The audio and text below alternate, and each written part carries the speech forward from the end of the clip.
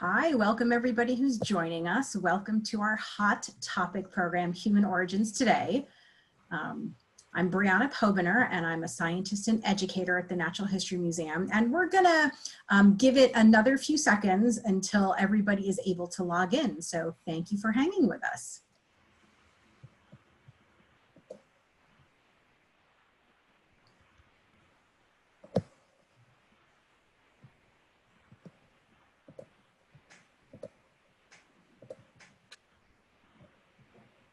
All right, I see lots of people joining us. This is very exciting.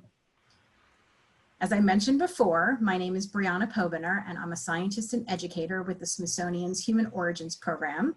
Welcome to our first hot topic online.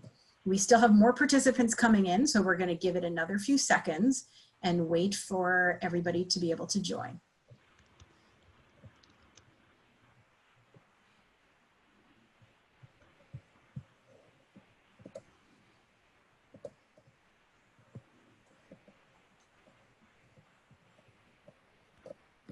All right, so I think we'll get started in a moment or two.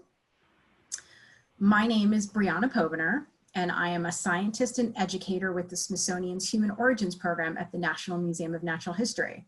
We're very excited to kick off our Hot Topic series online. So HOT stands for Human Origins Today, and this is a program series that we normally have once a month right in the Hall of Human Origins at the National Museum of Natural History when the museum is open. But for now, we are kicking off the series online, and this is the first of our monthly Hot Topic series. Just before we begin, I'd like to acknowledge current events and let you know that the National Museum of Natural History stands with the Secretary of the Smithsonian, Dr. Lonnie Bunch, and expressing our deepest sympathy to the families and communities impacted by discrimination and violence. We'll be sharing Secretary Bunch's response to the events, as well as a resource developed by our colleagues at the Smithsonian's National Museum of African American History and Culture. Talking About Race is designed to provide tools and guidance to inspire conversation about race and empower your journey. We'll share those links with you in the Q&A. So just before I introduce our speaker, Dr. Miguel Vilar, I want to talk a little bit about logistics. So you'll see that there's a Q&A button, probably on the bottom of your screen if you're on a computer or a laptop. Maybe it might be on the top of your screen if you're on a tablet or on your phone. If you have a question during the presentation, please type it there.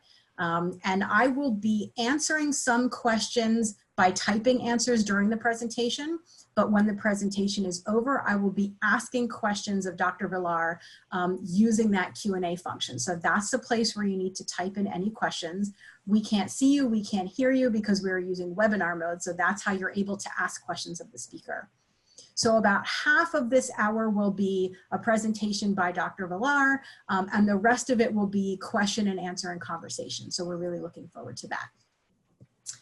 All right, so let me now introduce Dr. Miguel Vilar, who is a senior program officer for the National Geographic Society and lead scientist for NGS's Genographic Project, which is a multi-year anthropology study that aims to map human migration patterns by collecting and analyzing DNA samples from hundreds of thousands of people from around the world.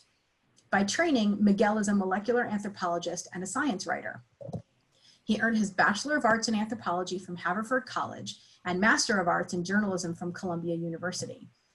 After a few years of science writing for Popular Science and Science World, he returned to school to earn his Master of Science in Biomedical Anthropology, Master of Arts in Anthropology, and Doctorate in Anthropology from Binghamton University in 2006, 2007, and 2010, respectively. After earning his doctorate, Vilar did a 3-year postdoctoral fellowship at the University of Pennsylvania, leading several field projects across Latin America for Genographic's North America Research Center. Today, his fieldwork takes him to Micronesia, South America, Mesoamerica, and the Caribbean. And in the laboratory, he studies the modern genetic diversity of human populations from those same regions. He also researches the genetics of domestic animals, including pigs, chickens, dogs, and horses, and the cultural and biological implications of animal domestication on human evolution, population history, and migration. Vilar is also an experienced professor of biology and anthropology, having taught for academic departments in Binghamton University, Lincoln University, University of Pennsylvania, and currently teaching at the University of Maryland. He publishes in both anthropology and genetics academic journals, as well as in popular science print magazines and online media. He is also a genetics and, genetics and anthropology consultant for National Geographic expeditions, National Geographic Magazine, National Geographic Books, and National Geographic Television. And someone asked, what does NGS stand for? Because I mentioned that. That just stands for National Geographic Society. So for those people who may have turned in late, I just want to do a quick recap of how this program will work. Dr. Vilar will give a presentation for about the first half of the hour that we'll be together. During that presentation, you can see the Q&A, the two bubbles at the bottom of your screen or possibly at the top of your screen if you're on a tablet or your phone. You can write questions in text there. I will turn off my camera and my microphone when the presentation begins, and I will answer those questions in text if I can. Afterwards, I will come back on and I will then be asking those questions that you have typed in to Dr. Vilar, and we'll have a question and answer and conversation session until the end of the program. So again, my name is Briana Pobiner. I am a research scientist and an educator at the Smithsonian's National Museum of Natural History. And I'm really excited to welcome Dr. Miguel Vilar to kick off our monthly Hot Topic program, which we have moved online. I'm especially excited because actually Miguel and I have known each other for about 25 years. We took college classes together and have been friends ever since. So I will now turn it over to Dr. Vilar. Thank you. Thank you, Briana. And I'm very excited to be here for the first Hot Topic lecture and conversation. I've done a few of these already at the museum, but I'm excited to do this first one virtually. And I'll be talking about a couple different things. The Genographic Project, which is a project that I've been managing for National Geographic Society for several years. And then more broadly in how we use DNA to trace and understand human migration, human origins, human settlement, and so forth.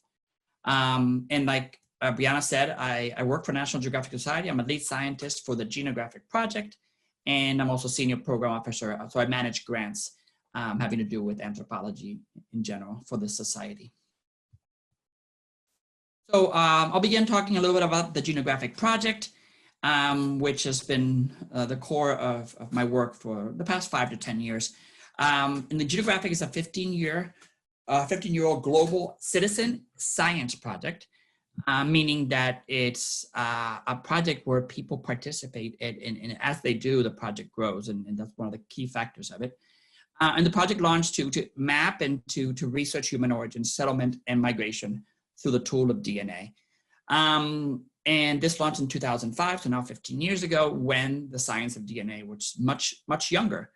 It was just a few years after they sequenced the first human genome in early 2001. So this is just 5 years after that, we were launching a very large global science, citizen science project. The project has evolved over the last 15 years. It was launched originally, like I said, in 2005. And we were looking back then at short segments of DNA, and specifically 2 parts of the DNA known as mitochondrial DNA and Y chromosome DNA, which I'll go into more detail shortly. It was redone in 2011, and that's around when I joined the project. In 2010, I joined as a postdoc, and then in 2013, I joined more officially managing the project from Washington, D.C. And with 2011, the science had changed significantly, where we were using chips instead of DNA sequencers, and we were looking at that moment more broadly at other parts of the DNA. And again, it was redone in 2015 and 2016. We called it Geno2 Next Generation. We used, again, in one case, partnering with a company called Family Tree DNA, we used chips. And partnering with another company in 2016 called Helix, we used next generation sequencing. And at that point, we were doing more genomic work. And I'll go into the differences in genetic and genomic shortly as well. But the project itself has been very successful, going on 15 years. And I'm sad to say that it ends this month, June 30th. We stopped selling kits last year, but as of 2 weeks from yesterday, the website will go down. So I encourage everybody to download the results. We will continue to do research from the database side, but unfortunately the project, after 15 years, we're closing it down for the public. But in the meantime, we've enrolled more than 1 million participants. The majority of those have been through the public participation aspect of the project, and that is people who purchased a kit. And actually, I meant to ask a question about a minute ago, and I think will be a poll about this that we could talk about after the talk, is how many people listening have actually taken an online test? And have you, basically a question, yes or no, have you taken an online DNA test from any company? We'll talk about that to see what the percentages are. I'm curious to see that as well. And so the other aspects of the project, it was very scientific focused, and we looked at, we worked with science centers from across the world, managed locally in many cases, and enrolled over 80,000 indigenous groups to work and participate in the project. We felt that we needed to work with people from all over the world and not necessarily with people who could purchase a kit or would be interested in purchasing a kit. And in the meantime, we also had a very large philanthropic part of the project where we gave away grants for about the first 7 or 8 years of the project, totaling about $2.5 million in grants. I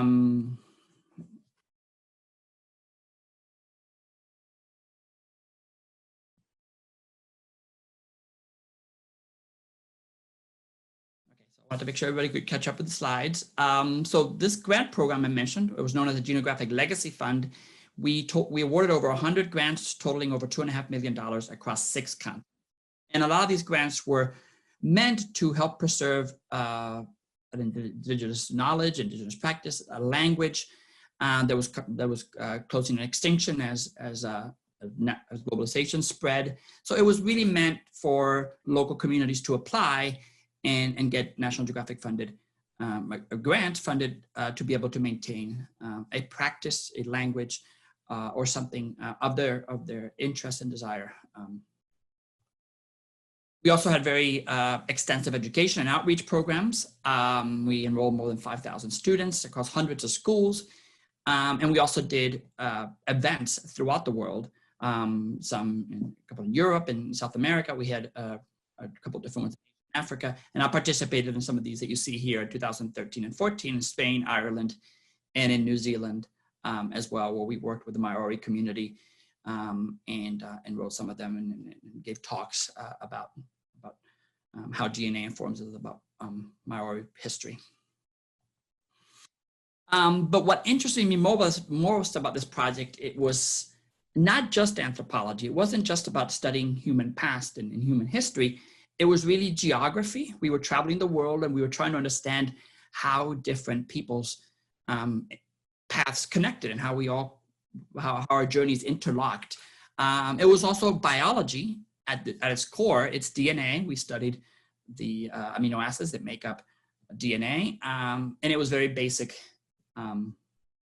genetics that we had to understand. In the last few years, I've learned that the project really is about history as much as it is about anthropology, geography, and biology. And history is an interesting one because history is a subject that we learn a lot through writings and through books, and we learn it since we're in elementary school. However, it's often written by the victor or the dominant culture of a society as marked as to what survives today. However, genetics doesn't necessarily work that way. With genetics, we can actually learn about parts of the history that are unwritten.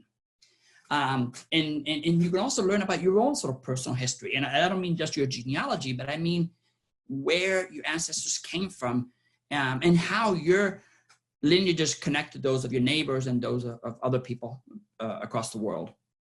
One of my favorite quotes when I started working in the project came from a mentor of mine and originator of the project, Dr. Spencer Wells, when he points out that the greatest history book ever written is the one hidden in our DNA. So really to be able to unravel this history, we look into DNA, read the language of DNA, understanding the A's, T's, C's, and G's and their patterns and their mutation rates, and we can really reconstruct history. And again, not just the history written by the dominant society at the moment, but the history that is carried on in each one of us inside ourselves. That was an eureka moment, eye-opening for me when I was in grad school, and really stirred my passion more for the subject of molecular anthropology or DNA and anthropology. So as I mentioned, the project was a global project. We worked closely with 12 research centers across the world, and they're highlighted on this map.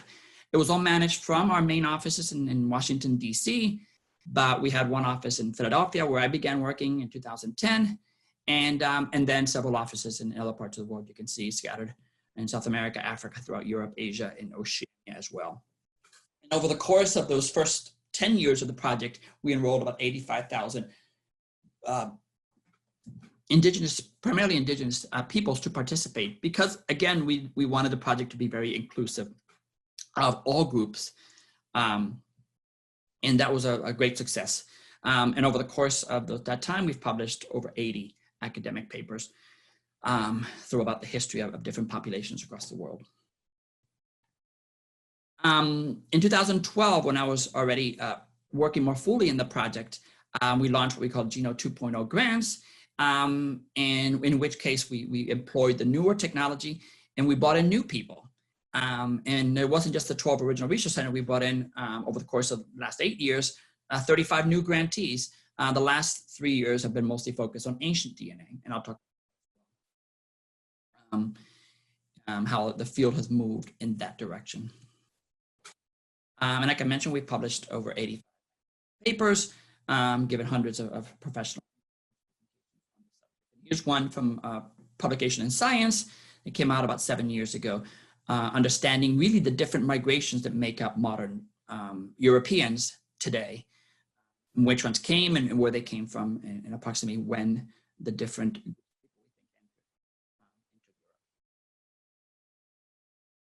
And here's a couple more highlights of papers we've published. Some originally focusing more on Y chromosome or mitochondrial DNA. However, the one on the bottom right, paleogenomic reconstruction of deep population history of the Andes, that was not necessarily Genographic, but it was a National Geographic funded project that evolved from Genographic and included skeletal remains from various groups in Peru and Chile, and through ancient DNA, we contributed to this amazing paper that was just published about a month ago, looking at really the deep history of the Andean region through ancient DNA. But what is the science that we study in this project? And what is the science really of DNA that helps us understand past migration and past history? Well, it's based nowadays in what is called the genome, or the totality of the genetic information of a species, which is 3 billion base pairs of DNA markers.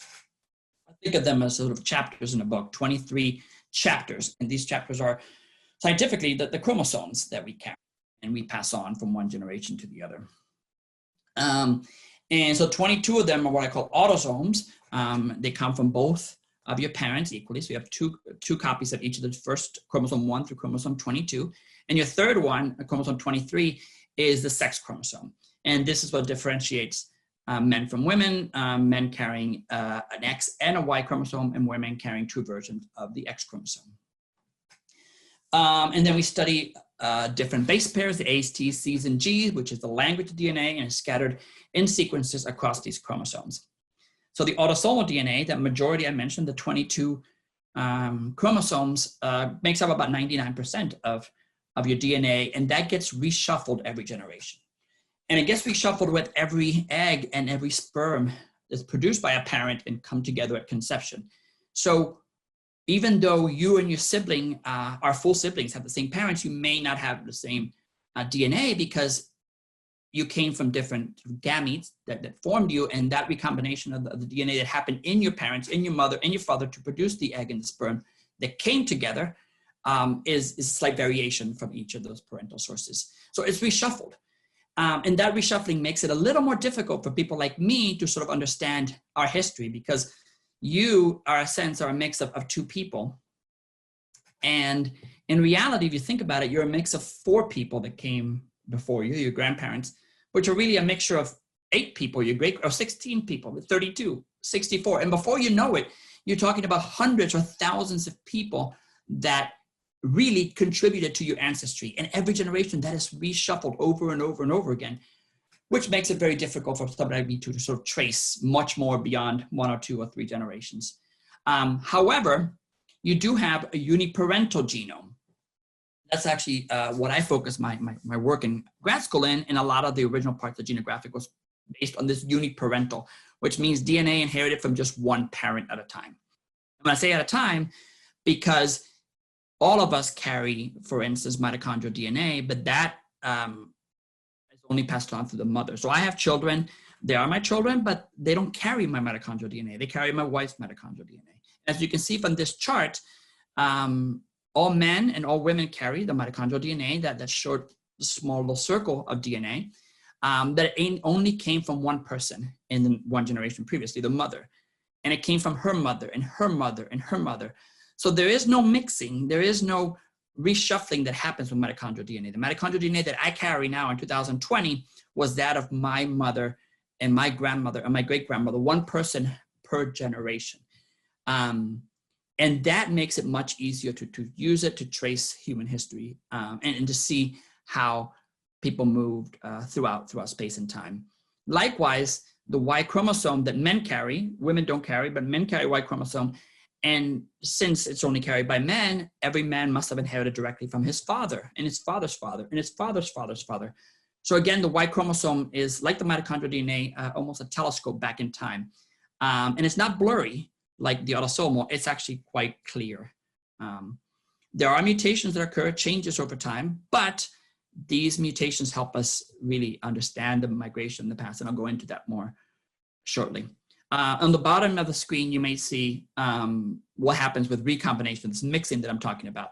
So the autosomal DNA, this is 99% of your DNA. As you can see in the 2 bottom people, the man and the woman represented on the multicolored sort of rainbow look, it's really a mixture of those 16 people, the great-great-grandparents that they had in different combinations. So even though those 2 people, that man and the woman on the bottom of the autosomal random recombination chart, are brother and sister, they do not carry the same DNA, but they carry the DNA from the 16 great-great-grandparents, excuse me, mixed in different ways. So I'm not saying autosomal DNA is not informative. It can be very informative. It's just much more complicated to study. But we are actually getting much, much better at it these days. Mitochondrial DNA, however, we've known about it since the late 80s, really, since the early 80s, when the first mitochondrial genome was sequenced. In the late 80s, a landmark paper was published that really showed the connection among all of us across the world through mitochondrial DNA, and the term mitochondrial E was used, and we still use it today, almost 30 years, more than 30 years later. The idea that we're all connected and we all share a common female ancestor. Shortly after that publication, we learned the same thing about we share what they call Y chromosome atom, in a sense that we all share a common ancestor to the male side as well. But what's special about mitochondrial DNA, there's many mutations, and it mutates relatively quickly. It's small. It has a region of it that's hypervariable that we can actually see mutations occurring over the course of generations, a few generations. And it also doesn't have any genes. So why is that important that it doesn't carry genes? It's DNA, but doesn't have genes.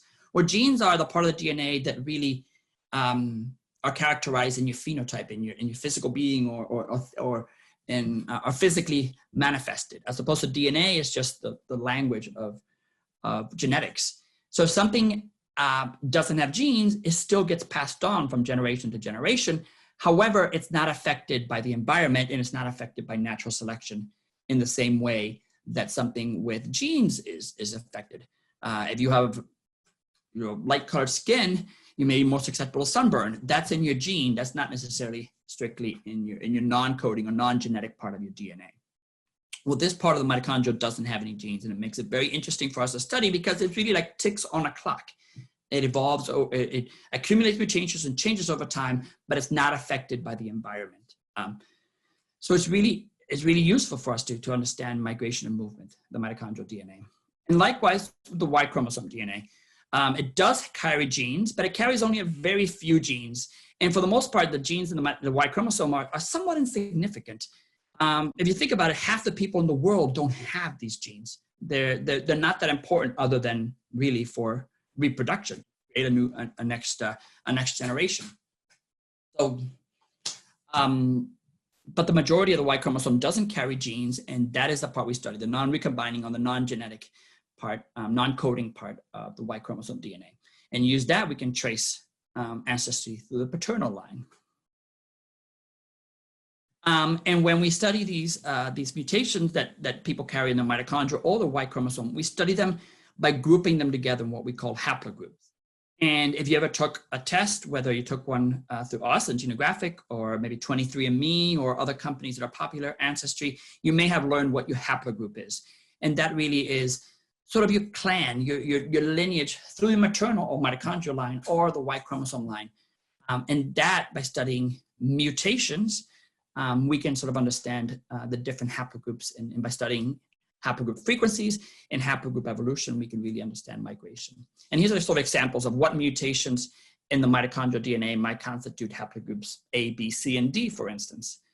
Or likewise, where in the world you would find the various different haplogroups of Y chromosome, Q, C, or I, J, R, T, and so forth, are found in different frequencies in different parts of the world. So if you took a test, and we'll talk about that at the end of the talk, then you might be able to learn a little bit more about your ancestry through your haplogroups. So how does DNA become a map? Well, the way we do it is actually much more complicated than what I'm going to present in the next slide or two. But really what we do is we look at the mutations. We look at the A's, T's, C's, and G's in different populations, and then we place them on the map and play a game of connect the dots. So as you can see here, this is very simplified. This is looking at three points of DNA across 6 different populations in the world. And in this case, we see a CAT in one place, or a TAG, or a GAG.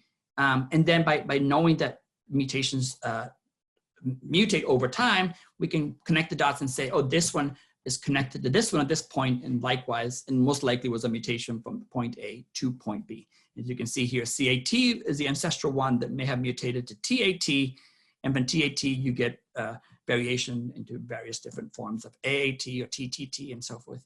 And connect the dots, and you can connect sort of migration routes across the globe. This is very simplified, but this is ultimately how we're doing it, with hundreds of samples and thousands of points of DNA at any given moment.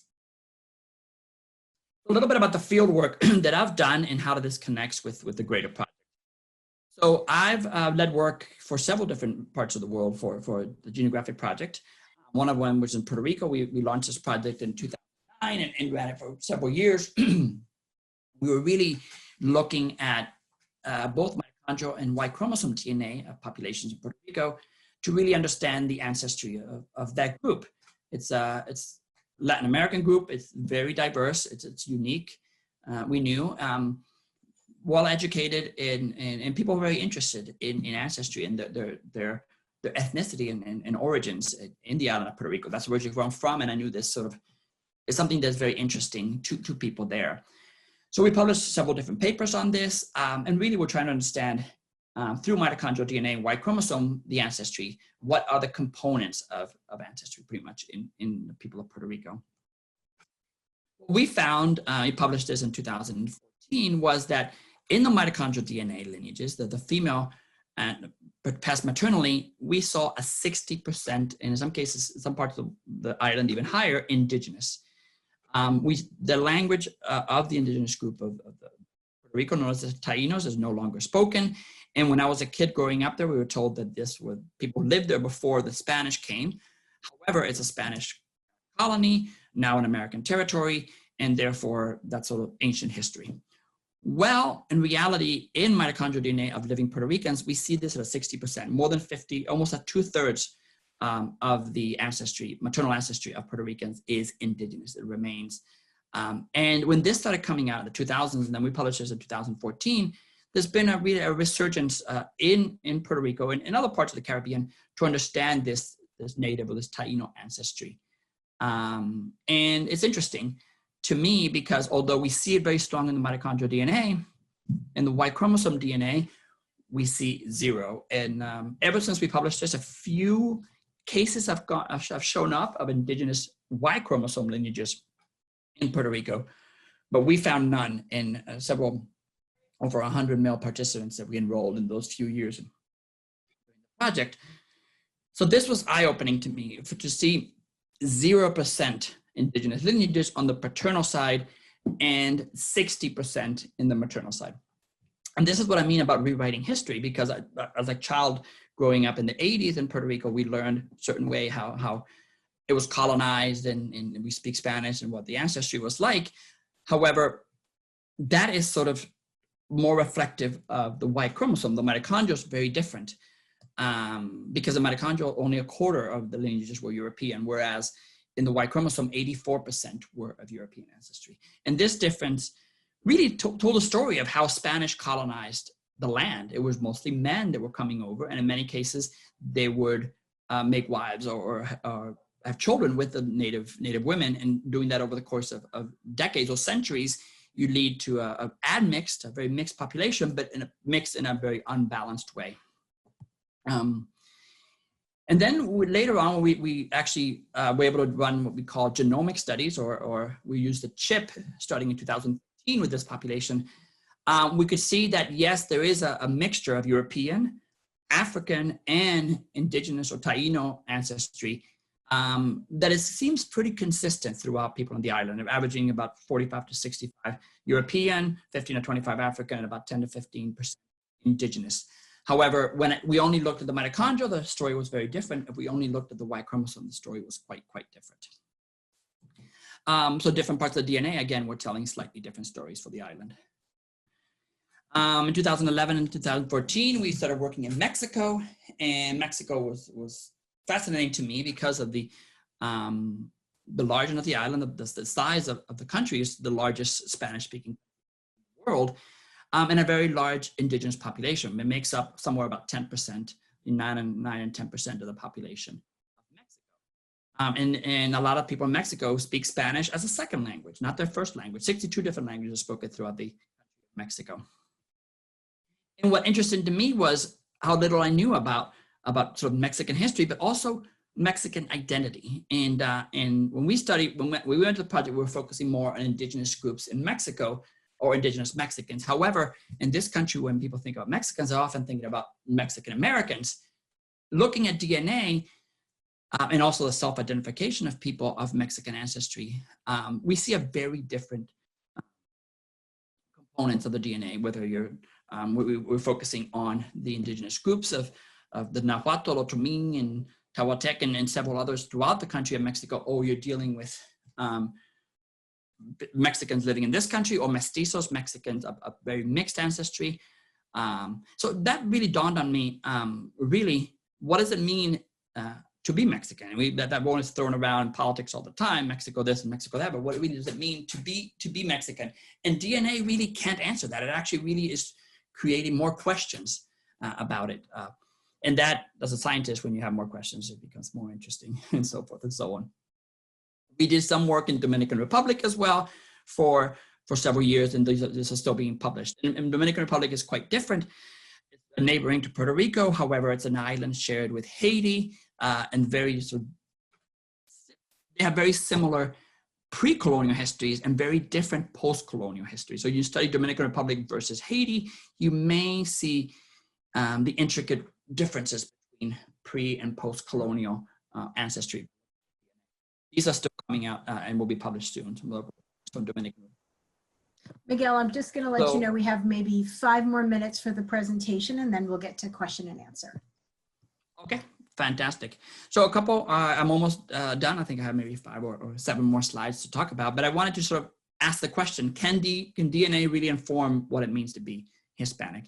And so I showed you examples of Mexico and Mexican Americans. Indigenous Mexicans are different. Puerto Ricans themselves show very different percentages. Dominicans show very different percentages.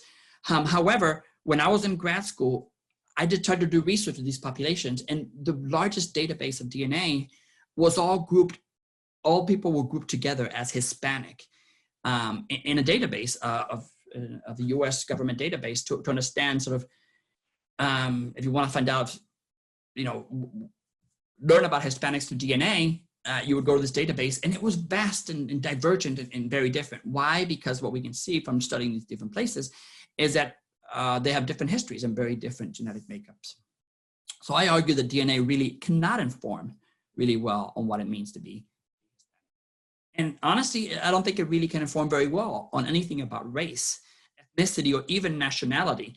We conducted a few projects in Ireland, and we found very different results. If we looked at the mitochondrial DNA, maternal versus the Y chromosome, in every case, people wanted to find out, am I Irish? Or how Irish am I, especially when you're dealing with people in this country, the US, who may have Irish ancestry. And you try to sort of understand what DNA can tell you about the island of Ireland. However, also inform people that DNA cannot be a good tool to understand race and ethnicity. One last thing that we've been able to do with the test since 2012, and now it's one of the hottest topics in DNA, especially ancient DNA, is Neanderthal. So if you took a test with us and several of the other companies, you can find out how much Neanderthal DNA you carry. In many cases, it's 2%, 3%, so forth. Well, what's interesting to me is that the fact that you carry that means that our ancestors must have mixed with different species at different moments in time. And just even earlier this week, a paper came out on a new Neanderthal genome that informs us about migration that we did not know, and mixture of different Neanderthal groups from Asia versus Europe, and how much that would have influenced different populations of modern Europeans versus modern Asians. So this is a topic that keeps evolving. And when we were presenting how much Neanderthal DNA people had, it was more for fun to discover something neat about you. But now this has all become its own science, the science of hominid genomics, in a sense. Now that we've sequenced Neanderthals, we've sequenced Denisovan and other species, cousin species to humans, as well as other groups that we're discovering more through DNA. We'll call them ghost species now, as we discover new human relatives that still have DNA carried in the modern. It's fascinating. What's next for the project and the field? I've emphasized ancient DNA because really the future of it is in that direction. Archaeologists are employing it more and more. Genetic anthropologists like myself, seeing that this is really the way we can understand our past, is not only looking at what survives, but removing the leaves off the tree and looking at these inner branches of our tree of evolution to really see what's going on.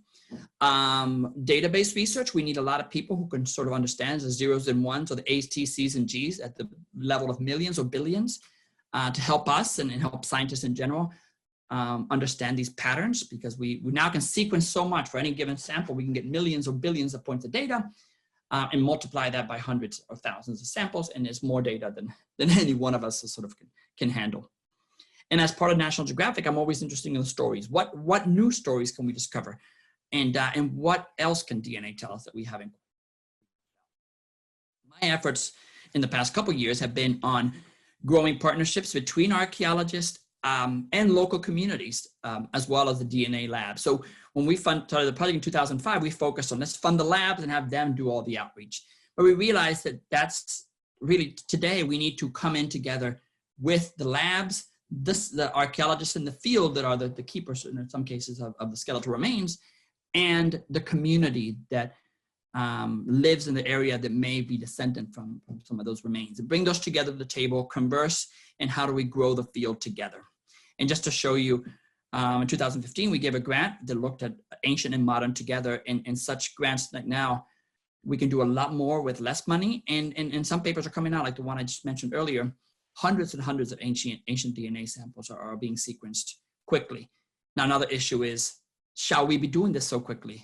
Because ancient DNA is an exciting field, but it's also a destructive field. We have to destroy part of the bone in order to get the DNA in it.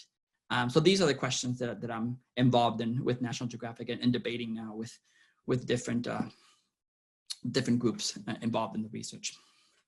And lastly, I want to talk about how do we bring genealogists in.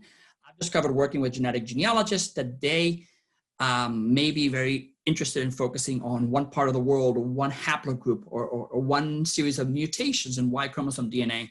We have a very large database, and I also work very closely with scientists. I think a partnership between genealogists and academics on this field can yield amazing results. So I'm always looking for ways to get involved in making those partnerships happen between genetic genealogists and academics.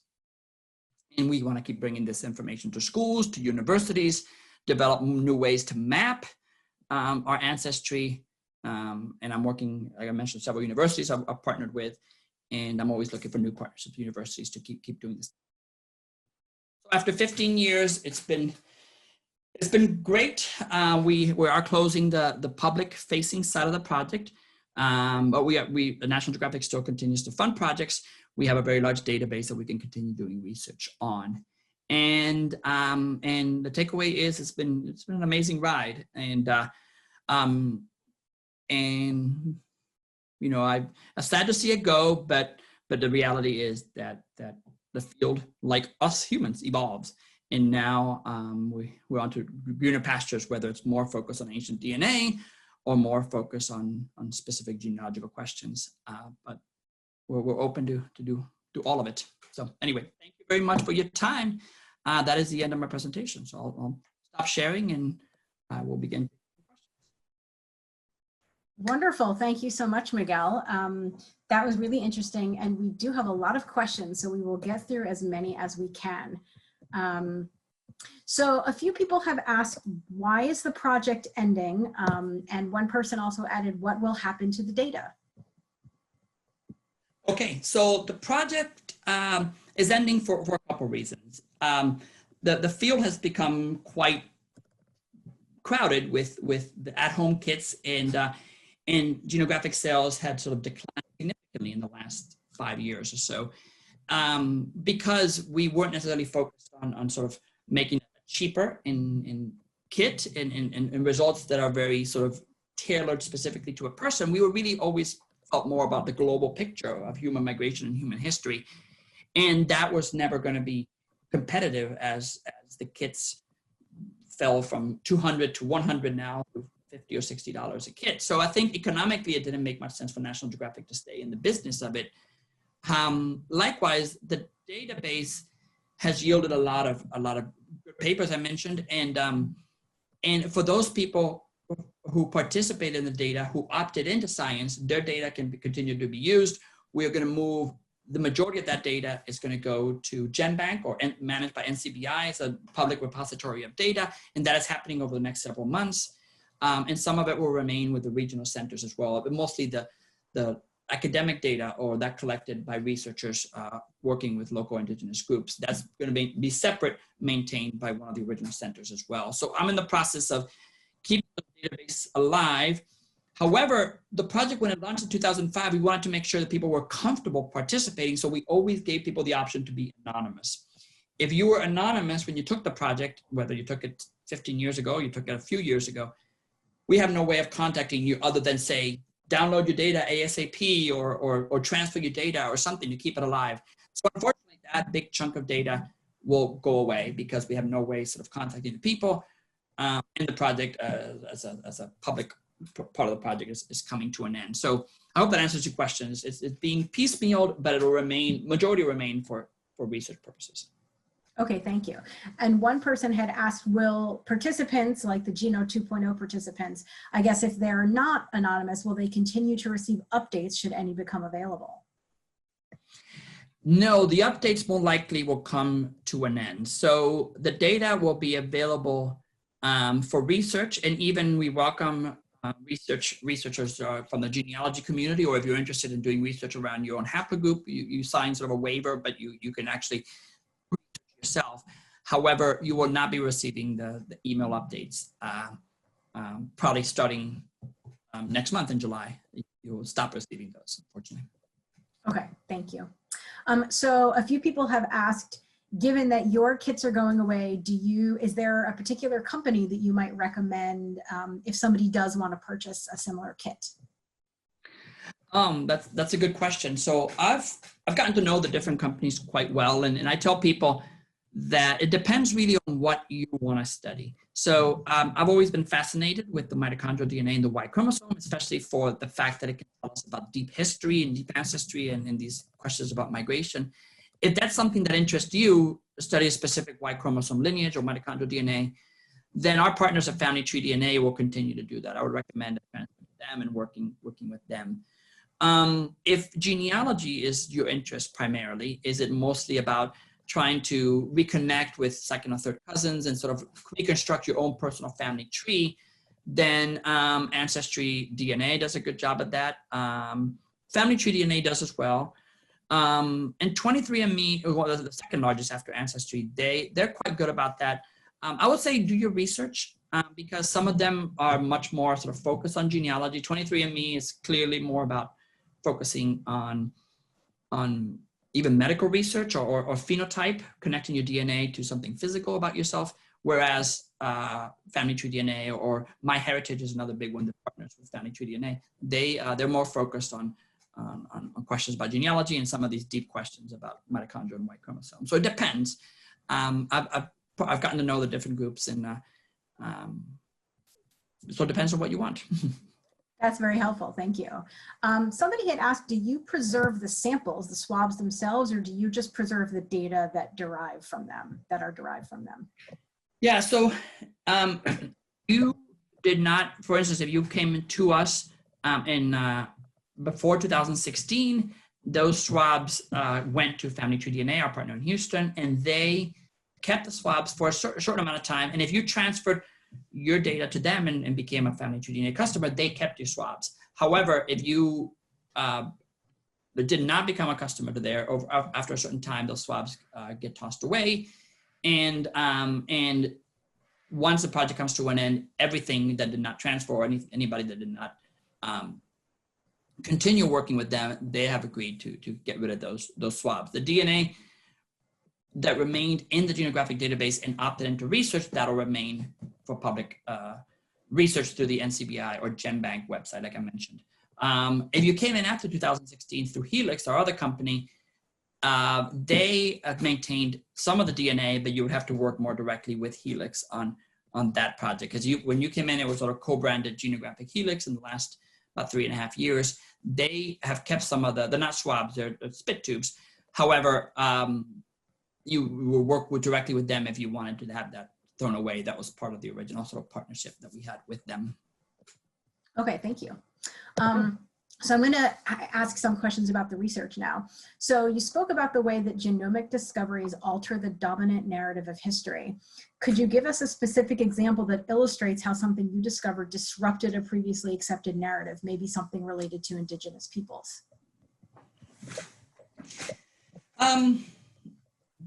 That's interesting. So I gave the example of Puerto Rico that I'm very familiar with, showing that indigenous blood, at least through the maternal side, survives in very large numbers.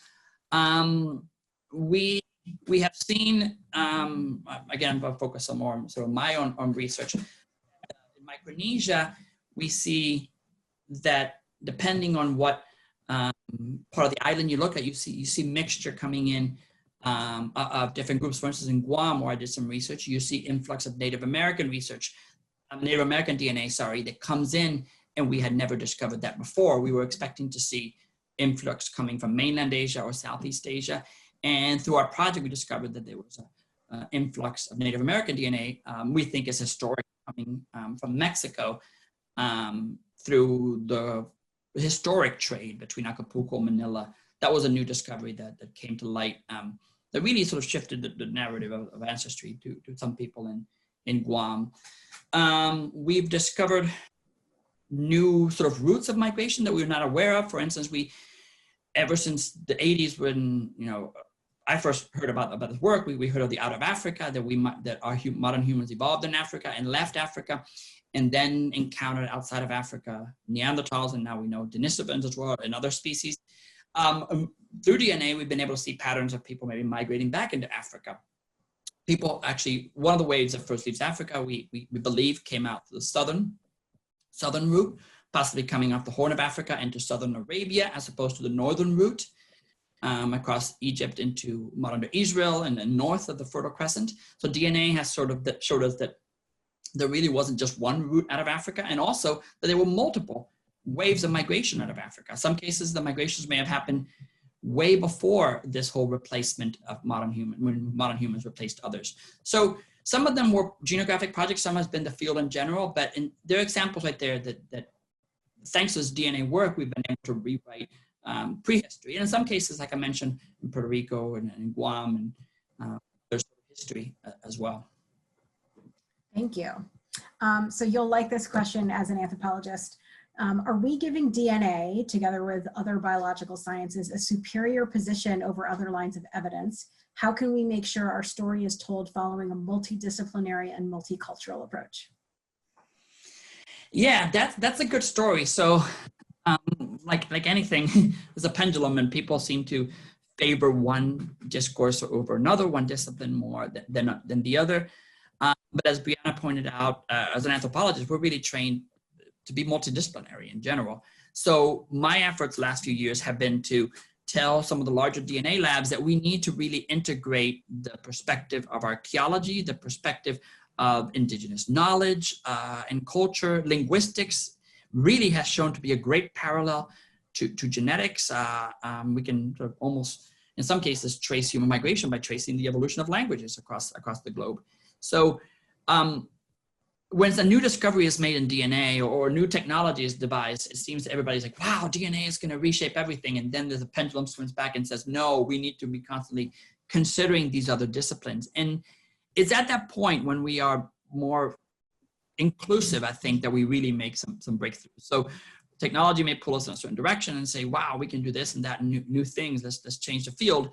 And it's only when we get pulled back to say, no, really, we need to be more inclusive, that I think the great breakthroughs are done. So like I said, the times shift and things shift like everything else, but only I think when we include collaborators and multidiscipline do we really move the field forward.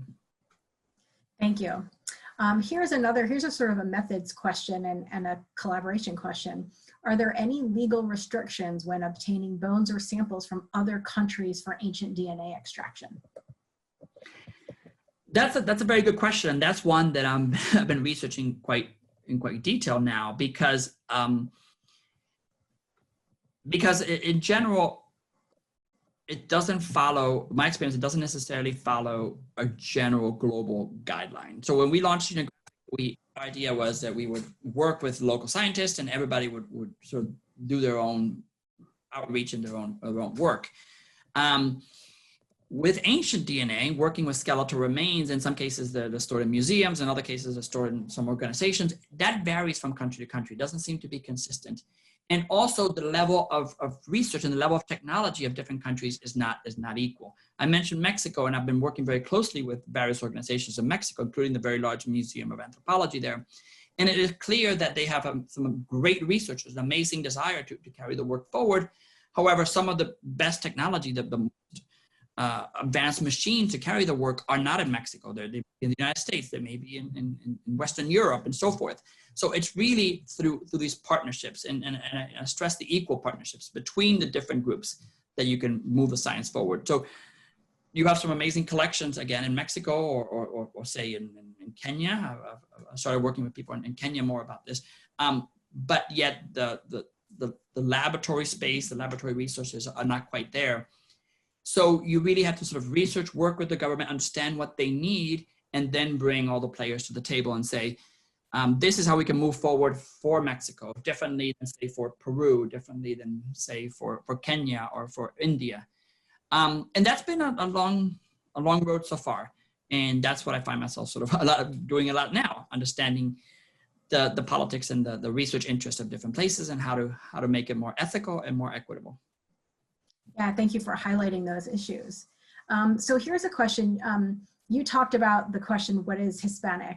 Can it inform on what is Hispanic if you were to do population-specific studies, say Guatemalan versus the Dominican Republic, considering they have different colonization histories and indigenous ancestries?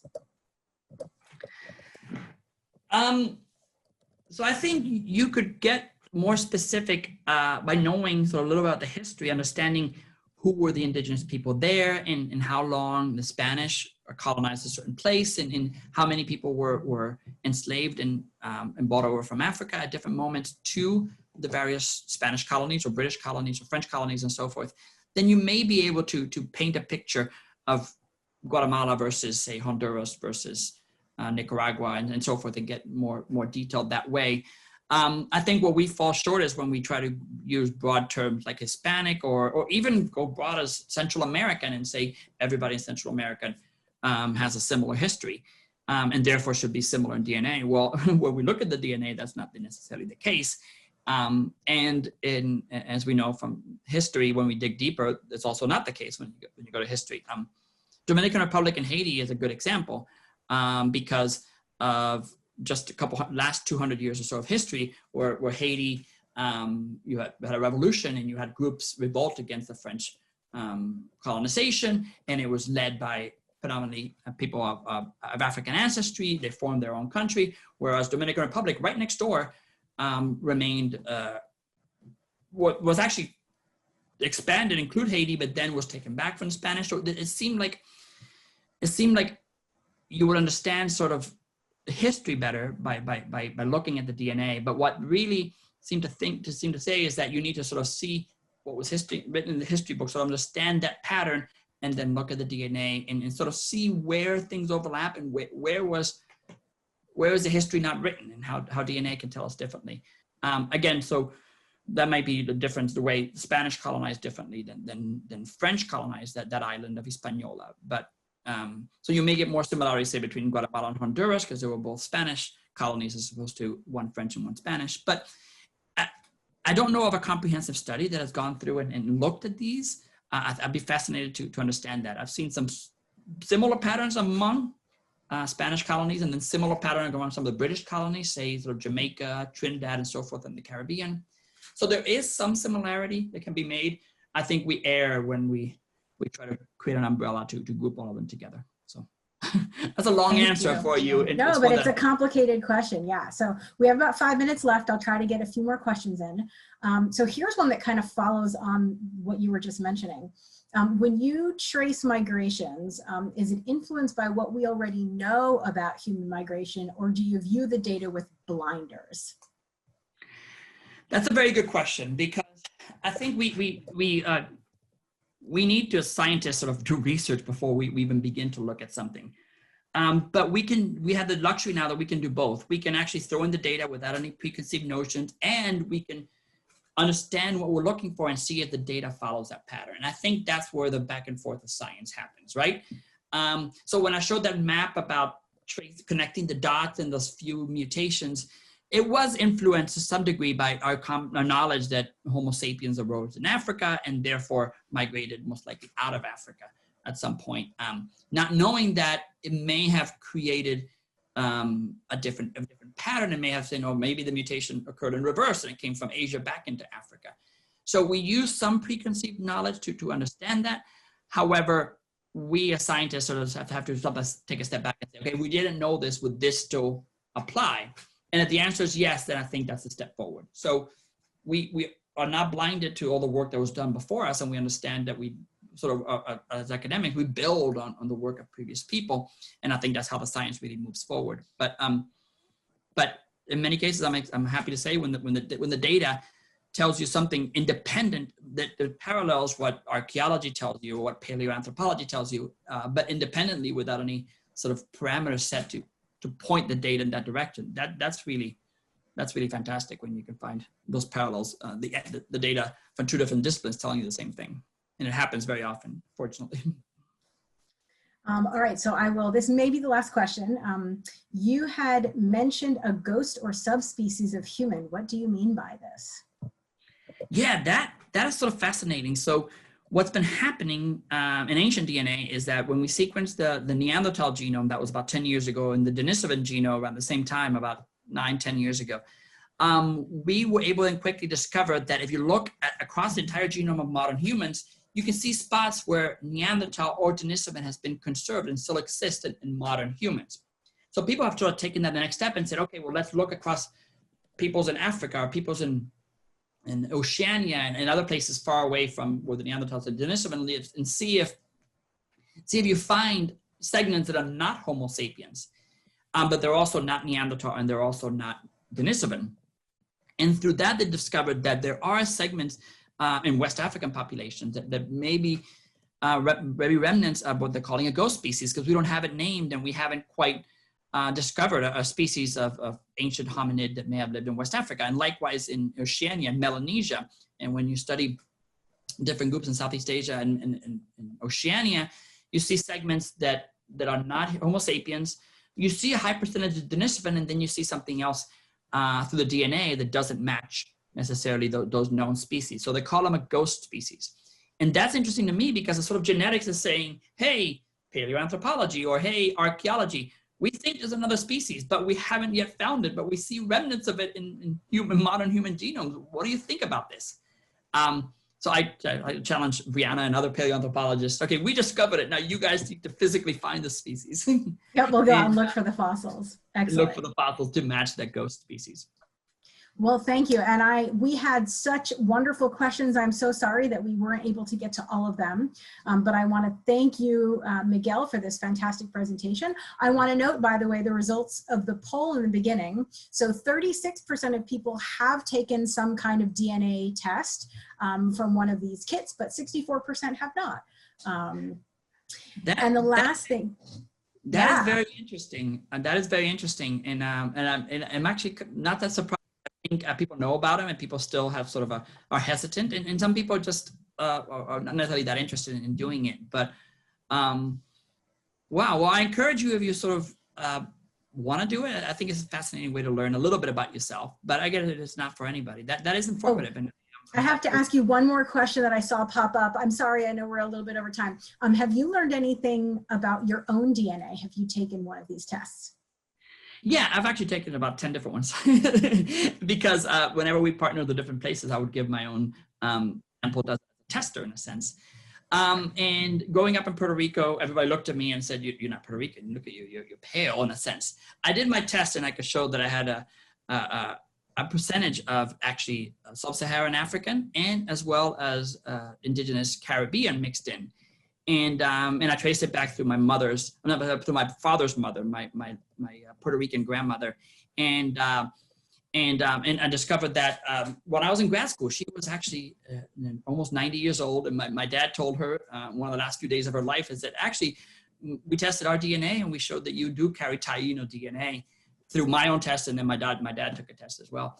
And she, one of the last things that she said to me was like, but I knew that all along. I'm Puerto Rican. Of course I knew that. So that was a neat for me and neat for me to tell my grandmother before she died as well.